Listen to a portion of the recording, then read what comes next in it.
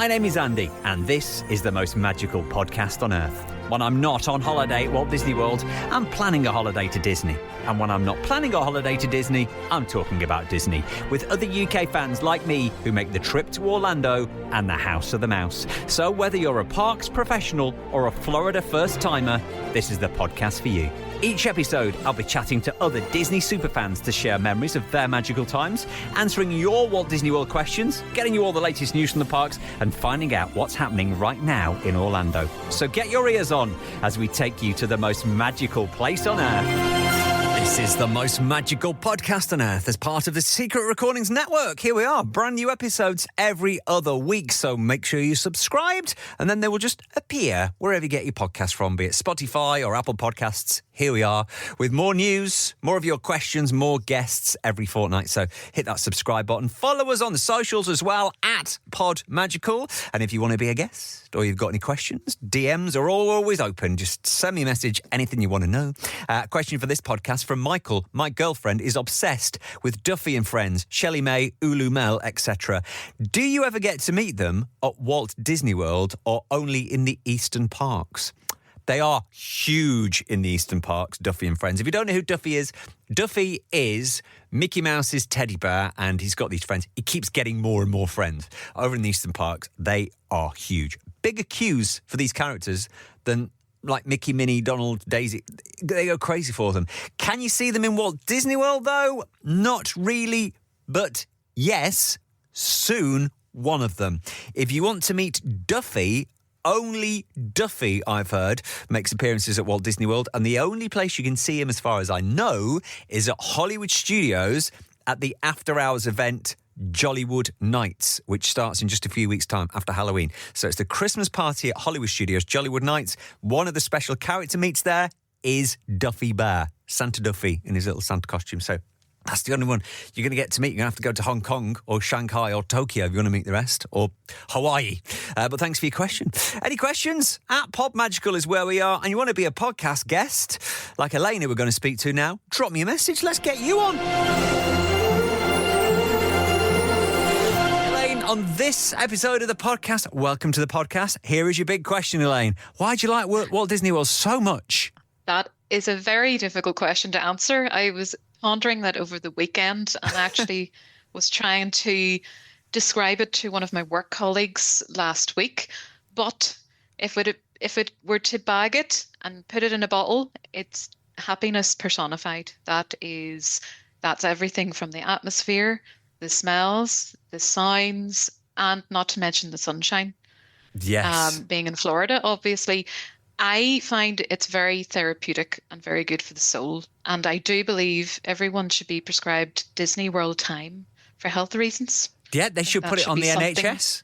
Yeah. Absolutely. Roll it out. Yeah. I'll be at the doctor's every week going, I feel terrible. I think I need a prescription of Disney, if you don't mind. Now, here's another difficult question, right?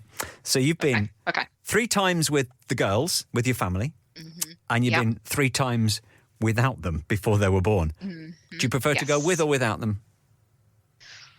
Oh, they're probably going to listen to this, so I'll have to say with them.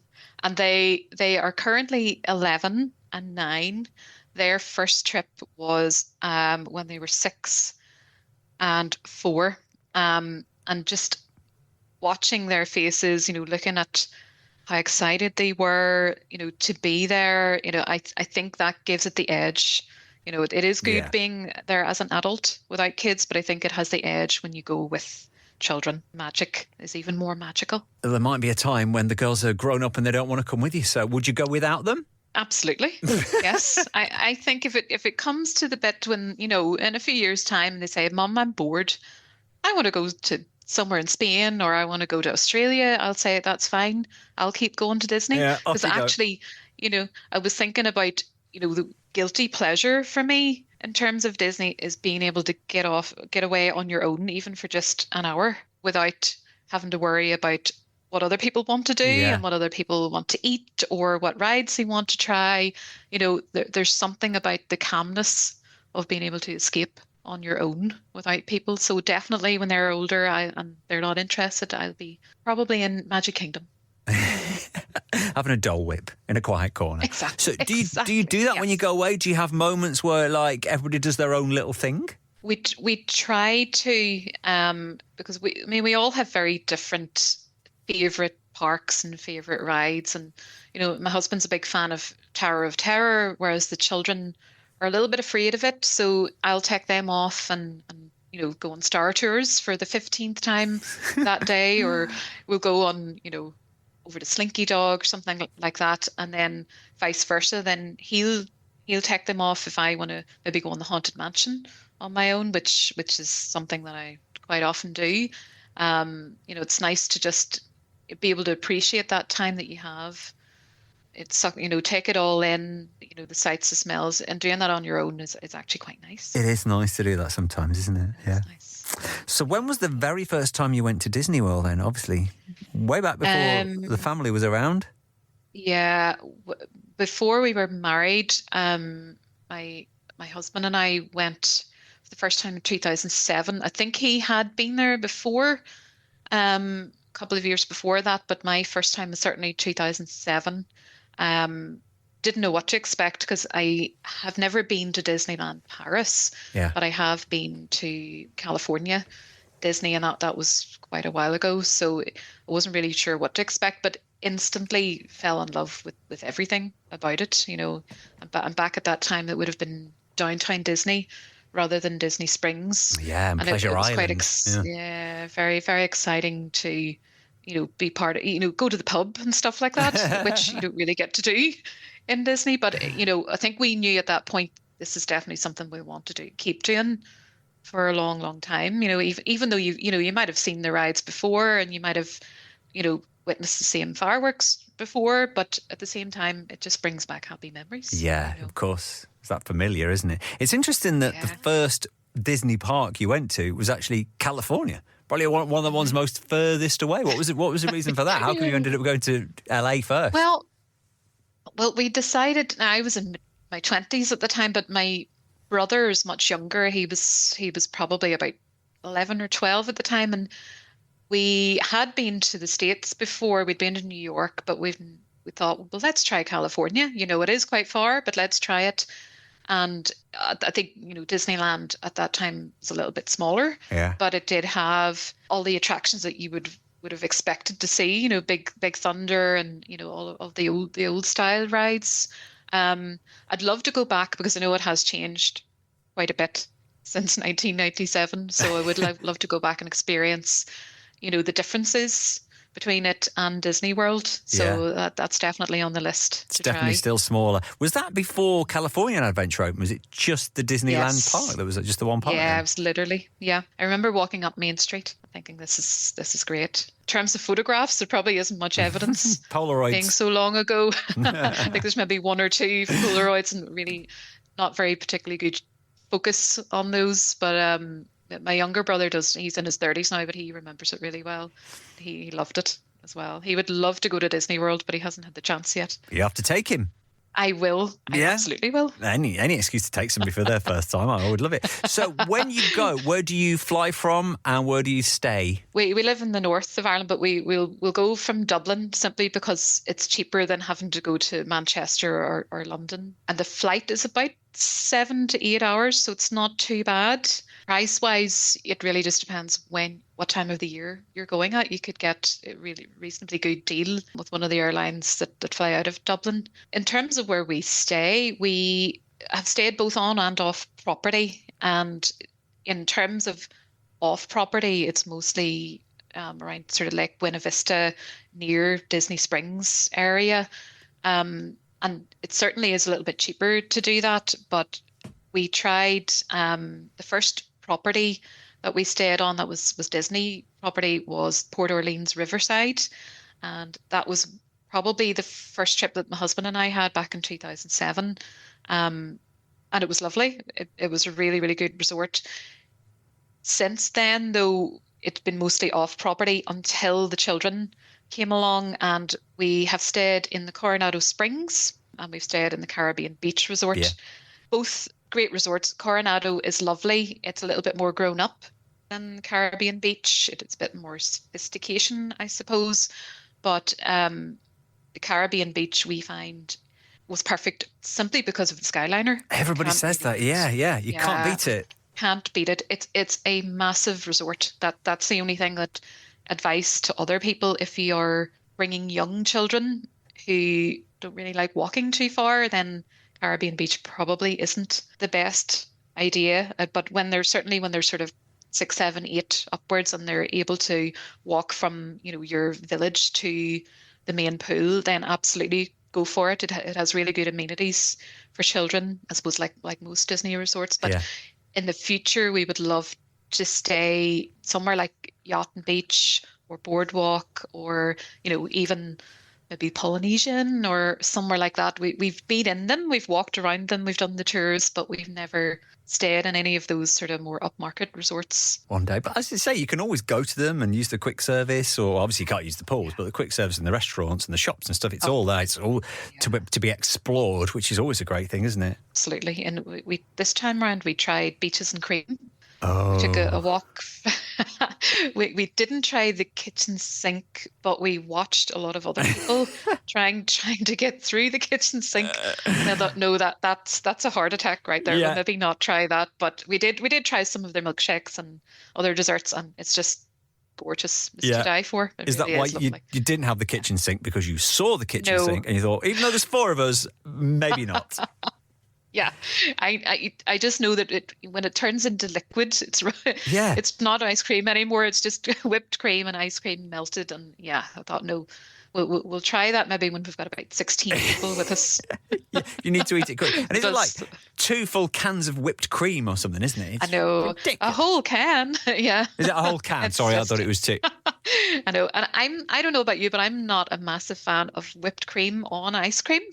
I don't know if it's just something this part of the world, but you know what? I'm more of a just give me ice cream. Yeah, just come to think of it. Yeah, I'm not. I never put like squirty cream on my ice cream because I just have ice cream. Yeah, maybe a bit of chocolate sauce. Yeah, I think it ruins it. I didn't have the heart to tell the server. That would have been brilliant if it had caused a scene in Beach and Cream going, you are ruining it. I know. And then I get escorted from the premises, never allowed to come back.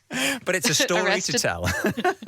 What are your favourite places to eat? Is Beaches and Cream up there in your top Disney places? I think we would definitely go back again. We actually did try dinner there. It wasn't even just ice cream, but the food was actually quite good.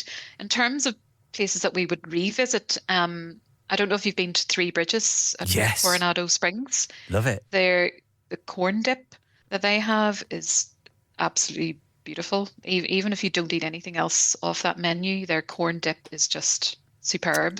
And they do really good beer flights and like margarita flights and that type of thing. Yes. That are just the ambience and the scenery there is just amazing. We got to try Space 220 this time round for lunch, which we had never tried before, and it was worth it for the theming. Place looks really good. We had lunch at the bar, so we weren't really that able to witness or walk around that much, the scenery in there, but it's definitely worth a shot if you want to try it for lunchtime. Yeah, I love the dining. bar. Yeah, the lounge is much better than the restaurant. The lounge was great. When we're away for 2 weeks, we would tend to not have a sit-down dinner every night because, well, first of all, it's expensive, but second of all, you feel a little bit sluggish, and there's a bit of an expectation that you have to have so many courses. So what we'll try to do is stagger sit-down dinners. So we'll try Steakhouse 71. We'll try 50s Prime Time in Hollywood Studios. But we also really enjoy the likes of Docking Bay 7 at Hollywood Studios. So you've got the Ronto wraps there. You've got, the really, really good quick service there. And you've got, there's a little stall opposite the Country Bear Jamboree in Magic Kingdom that sells sugar-coated pork chops on a skewer, bacon chops, on a skewer. And they're beautiful, honestly. They're really, really good. And then we also went to Chef Arts this time. I think you're a fan of Chef Arts. It's my favourite. Right? Yeah. What did you have, Elaine? What did you have? I just had a big plate of fried chicken. That's all you need. It was really good. Room for dessert. We honestly didn't have room. It was so good. It's quite homely food, I find, as well as comforting. Yeah. Comfort food, and the place is great. the theming in there is just amazing. We follow a lot of the YouTubers and like Paging Mr. Morrow and right down on Main Street. So we're always following what they're doing. Where are they Yeah. eating today? What do we need to try? Where and what? Yeah. Exactly. And get like Gideon's, the bakery in Disney Springs. We wanted to try this time, but the queues were just round the block, so we didn't get a chance. But like 8 o'clock in the morning style, I think, for sometimes for those to get in the queue. I also would love it if Disney World would bring back the Monte Carlo sandwich. I don't know if you remember it. I think it's quite big in Disneyland. So it's a toasted sandwich, but it has like jam and chicken and bacon and all sorts of stuff in it that sounds really bizarre, but it looks amazing. So possibly look that one up next time you're in Disneyland. Right, yes. I'll be there in January, so I'll have a look. I'll look out for that one. So perfect. There you go. Disney, you have to do that. There's a number of places that we would love to try. We've never eaten in the Grand Floridian or anywhere like that, or California Grill, actually, we've never tried. I would love to try that too. But one of my recommendations actually for food for people with young kids is Ohana, the breakfast with Stitch and Mickey. We did that this time around and they absolutely loved it. Yeah, good. The food was lovely. Yeah. Yeah. The pineapple bread is just amazing.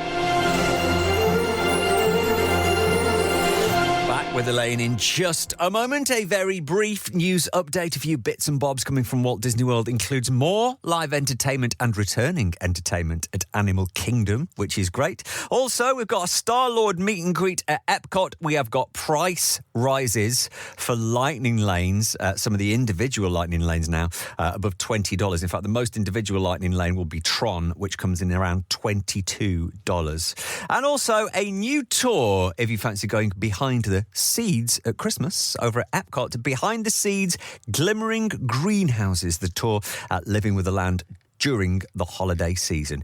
Any more news we got for you between now and the next podcast? I'm thinking we're going to get some candlelight processional news over the coming days. Make sure you follow us on the socials at Pod Magical. Elaine is with us on the podcast. Let's talk about your all-time favourite Disney memory. Now, you've been with and without the kids, so this will be interesting.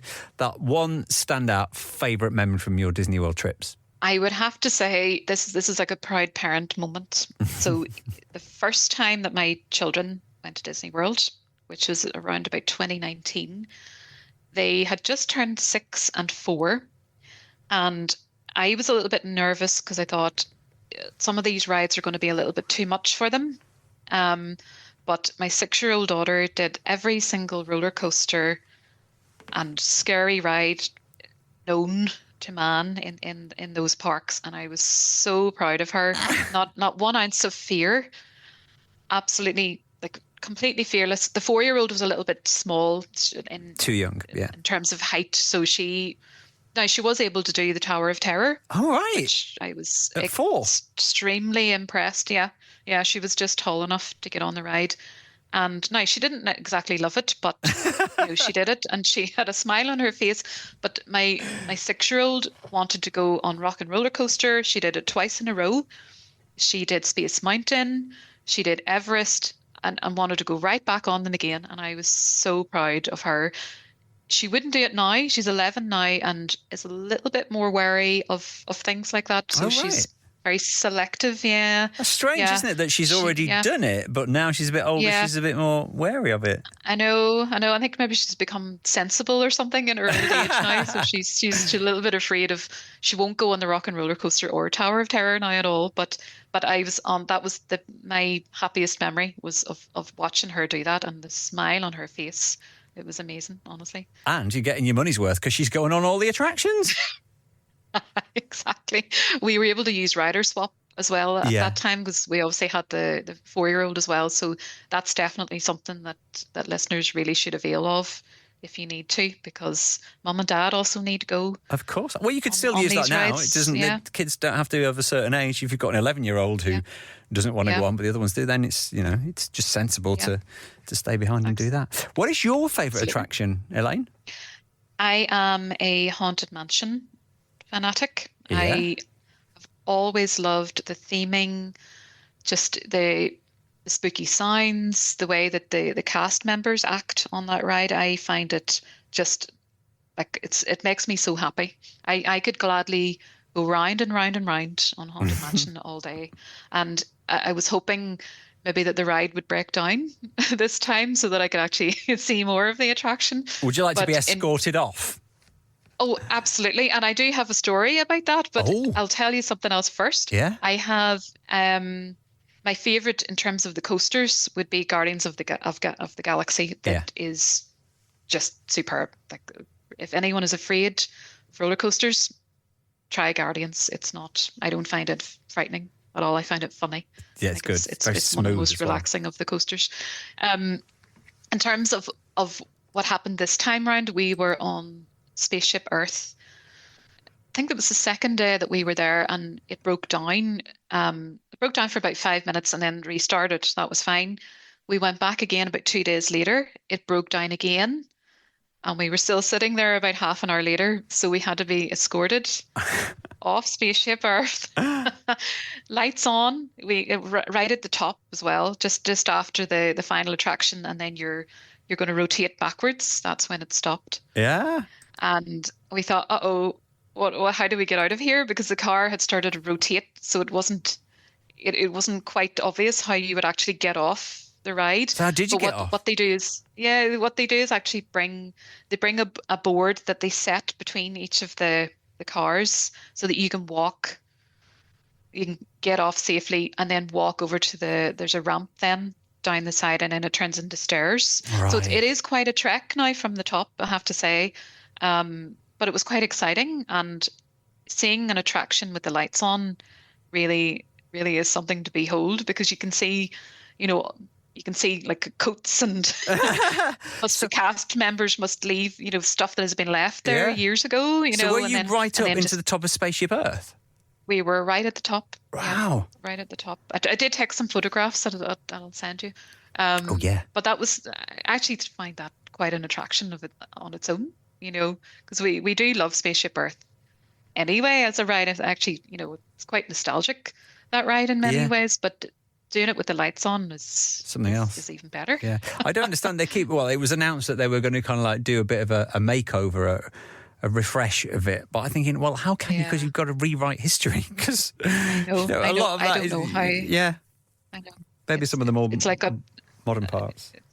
It's like updating the Country Bear Jamboree with new songs. It's we're not ready for this yet. I've yet to experience I think once they do. Once they do update Spaceship Earth, we'll all be like, okay. Yeah, it was songs from Toy Story. How do we process this? Is there anything that they've actually got rid of now that you remember from some of your earlier trips going, I wish they would have kept that? Yeah, there's a couple of things about Hollywood Studios, actually. I really loved the movie ride. Remember where Mickey and Minnie's Runaway Railway is, where it used to be the Great Movie Ride, I think it's called. Yeah, I remember. It was quite simple. It just had specific scenes. Like I always remember there being a scene from Aliens with Ripley and the face huggers and stuff. And I always thought, because that's one of my favorite movies, so I thought this is really cool seeing this. Now I can't really remember. I think there might have been an Indiana Jones scene as well, but I loved it. And then there was also at Hollywood Studios the Backlot tour. I loved that. Where you could, I loved it as well. It just anything movie based, I just want to look at it, So I would love it if they brought back something like that, but I doubt. No, it's moved on, hasn't it? That's in the planning. They were the days when it was MGM Studios back then. It really was behind the scenes of movies, but it's kind of changed now, wasn't it? Really? Yeah, it has. But just gotta appreciate what they've done now. Yeah, I suppose. Of course, we've got Toy Story Land and Star Wars Galaxy's Edge. That's right, Galaxy's Edge. Yeah. Is there anything you don't like about Walt Disney World? There's a couple of things I think that irk us rather than that we don't like. But one of them, there's a few actually. One of them is obviously there are crowds at Disney World. That's to be expected. But I noticed this time around that there are a lot of parents bringing what could only be described as trailers for their children to sit in, and they're really big. Yeah. And we've got our ankles knocked, our feet run over. You could easily end up getting crushed, I think, with those. And I'm not entirely sure that they're allowed in the park. I think there are limitations, but I did notice quite a few of Yeah. those. Um, Also, this time around, quite a few of the rides broke down temporarily. Now, I don't know if maybe this is just something that is happening more and more, but I think every ride that every attraction we went on, there was at least every second day something was breaking down, which it's more annoying than anything else. But you do wonder, what is happening? Is it Yeah. someone throwing a hat on the ground and it's causing the computer to get backed up or something like Taking that? their eye off the ball. But a recent one that can be slightly annoying is when you book your dining and you then turn up for your dining and you check in. They always tell you that they're going to text you, and they never do. Wow. So I always end, yeah. I don't know whether it's just international numbers or what, but they never ever text you. So you wait in the area that you're designated to wait in, and then you're waiting and you're waiting and you're waiting, and nothing happens. So you end up having to go back up to the desk to say, look, I'm here, I've checked in, and then they find you a table. So it's kind of like, right, it just seems a wee bit I think it is the system can't cope with international numbers. Yeah. Because sometimes I've found now that rather than checking in on the app, which I used to do because I always thought it was easy, it's actually better just to go to the desk and go, we've got a reservation, we're here, we've got an international number. Yep. Probably won't work. So shout or let me in now. That's exactly the conversation we had every time. Yeah. Because you always ask for your number and you say, look, I'm going to give you it, but you're not going to use it because it won't work. Yeah, and won't. And then you give it anyway, Yeah, pointless. The other one thing that I've noticed recently, so the package that we received, so we got, it was 14 nights of dining. So it was $1,400 of dining / merch. Yes. Which was really good. But you also have a separate $100 merch card, but you have to collect it from World of Disney in Disney Springs. I have no idea why you have to collect it, considering you can get, your other $1,400 worth of food and merch sent to your email. But for this one, you have to actually physically turn up, and it is a bit of a rigmarole because the store is always busy, as you would imagine. I've done it. It's not that obvious where you go to get the card, and then you're thinking, I'm not sure it's worth the $100 merch for this dress. It just seems a little bit. It doesn't tie in really. I wonder whether it's a way of getting you over to Disney Springs because they know you'll spend more money. Maybe. Probably, and then I thought, well, maybe can you only spend it in World of Disney? But no, you can spend it in any Disney store. So I don't know. So I would love it if they did something with it. Sort it out. But I think that's enough of me complaining about what irks me. There's more that doesn't irk me than does irk me. I'm going to give you a perfect day at Disney World, Elaine. Okay. So right. Have you thought this out? Here we go. Yes. I had to think about this the weekend. So I'm going to wake up in the fanciest suite in the Riviera. Okay. Yeah. And I'm going to have breakfast in Topolino's. With the characters. Character breakfast. Yes, absolutely. Then I'm going to hop on the Skyliner, go to Hollywood Studios and cover Galaxy's Edge, Tower of Terror, the whole shebang. Now, granted, there would have to be no one else at the park for all of this to happen. So we'll assume there's no one else there. All lightning lanes. You've got lightning lanes. All lightning lanes, absolutely. So then after Hollywood Studios, I'm going to move on to Epcot, do Guardians of the Galaxy, Frozen and Soaring. And if Eat to the Beat is on, which is a really good time to go, by the way, if you can catch a live show, music acts there, it's fantastic. And I'm going to have something to eat at Le Cellier for an early dinner. Then, if there's time, I'm going to bus it over to Animal Kingdom, hop onto Everest, have a cocktail or two in the Nomad Lounge. Good place. And then, to end the night, I'm going to go over to Magic Kingdom. I'm going to try Tron, Space Mountain, and Pirates. And I'm going to go to sleep at the Grand Floridian. So there's a lot going on. There is. You did mention Haunted Mansion there. I know. Well, I've probably already done it. Okay, like 1,000 an times, early day in the trip. We'll give all the other attractions a chance. Yeah. That sounds good. Who did you see at Eat to the Beat when you went last time? I actually saw Christopher Cross. I don't know if you remember. Sailing.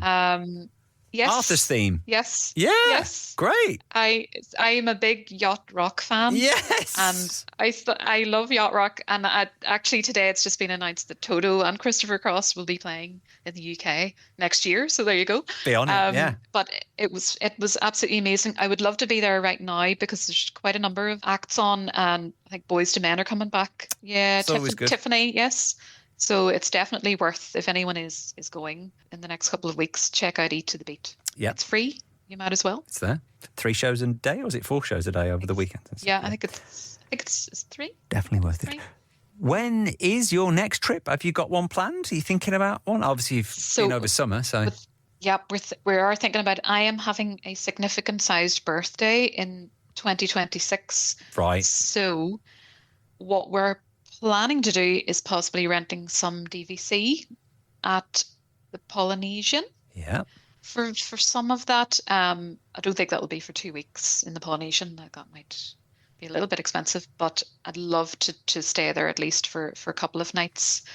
So that should be around spring 2026. So time to start saving and planning. Yes. Sounds nice. Are you not going to get a bungalow at the Polynesian, are you? Just in the hotel? No, or the new just in the Polynesian hotel? Yes, the new one, isn't there? Yes. New DVC Yes, that's right. Yes. Plenty of options. Well, lovely chatting to you, and have a magical day. Have a magical day. If you'd like to join me on the podcast, you've got stories to tell, I want to hear them. Share them with us. Share the magic. Give me a message at PodMagical on any of the socials. Tag us in your pictures. Share your tips as well. If you are going to be going over to Walt Disney World over the next few weeks, spooky season, Mickey's Not So Scary Halloween Party running on select nights at Magic Kingdom. Don't forget that's an extra ticket. I think they've all sold out now. It also does mean that the fireworks won't be on every night. You want to watch Happily Ever After, they are not on when you've got a Halloween party. Meanwhile, over at Universal, it's Halloween Horror Nights. Very different to the Disney one. Epcot Food and Wine Festival continues the Eat to the Beat concert series with Aloe Black this weekend, followed by Joe Fatone from NSYNC. We've got We Are the Kings, David Archuleta in a couple of weeks' time from American Idol, Billy Ocean and Hanson coming up before the end of October.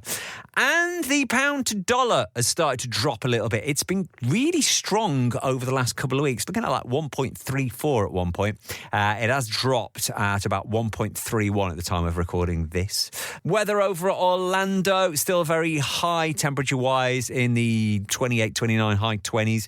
Still expect some showers and maybe thunder in the afternoons. And a top tip for this episode, I haven't tried this, I haven't used this, but I have had a few friends who have used this over the last couple of trips and said it worked for them. So let me tell you about Standby Skipper. Now, this is a separate app. It is not affiliated or connected with Disney at all. So it's a third-party app that booked lightning lanes for you. It's a lightning lane finder app. So say you've booked your 3 and then you really want to do Ratatouille or Frozen or something, but you don't want to be refreshing the My Disney experience like every 2 minutes. This app does it for you. You have to pay. It's not free, but apparently it works. So say you want to do Frozen in the afternoon, you tell it, find me a Frozen one, I want to go in the afternoon, and then it will just keep looking for you. It is called Standby Skipper. As I say, I've not used it. I'm not promoting this. I'm not being paid. I've not used it myself, but a few people have over the last trips, and they found out it's very good. If you're the kind of person who just doesn't want to be on the app all the time, some people do. Some people love it. Some people love the challenge. And there you go. That's fine. But it is more money on top of the money you're already spending. On top of the money you've already spent. But there you go. Have a look at that if it's something you want to consider. Any top tips that you have, let me know. Don't forget, got brand new podcasts every other week, fortnightly podcasts. Hit that subscribe button and then we'll suddenly magically appear in your wherever you listen to your podcast from. Until the next time, please stand clear of the doors.